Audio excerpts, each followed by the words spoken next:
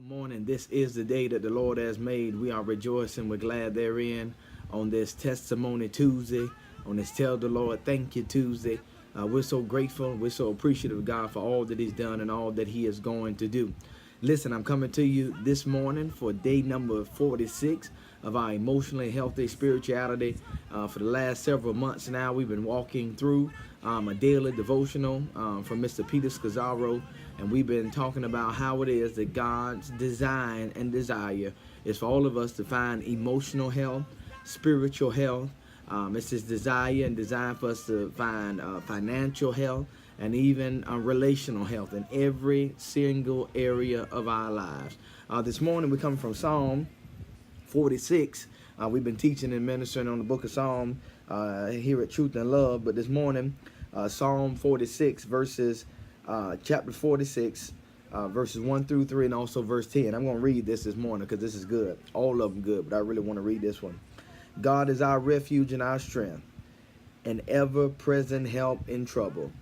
Therefore we will not fear, though the earth give away, and the mountains fall into the heart of the sea, though the waters roar and foam, and the mountains quake with the surging. He says, here it is, be still and know that I am God. I will be exalted among the nations.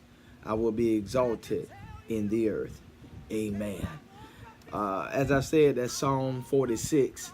And the key to this passage, I'm not going to try to unpack it all, but the key to this passage is what the songwriter says, be still and know that I am God. God says we ought to be still and we ought to know that He is God. It is the blessed quietness. It is the blessed silence. It is a place where all of us should come. And here, Mr. Scazzaro, he's been challenging us to turn off so much of the noise in our lives and to pull away and to get to a point to where we can hear the voice of God. We're so busy. We're busy with family. We're busy with children. We're busy at work. We're busy with ministry. We're busy.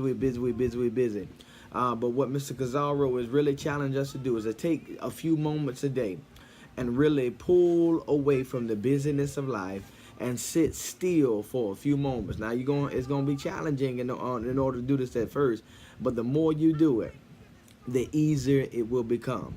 And all of us have to get to the place to where we understand what the blessedness of quietness and being still entails, because it is something. Let me say it this way: there's a fruit that silence can produce that my lips can't produce.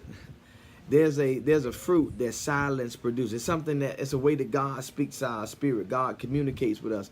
God dialogues with us when we pull back and we refrain and we just sit there in His presence and we allow Him to minister to us. There's a fruit that we cannot get anywhere else. Mr. Scazzaro says, every man who delights in a multitude of words, even though he says admirable things, is empty within.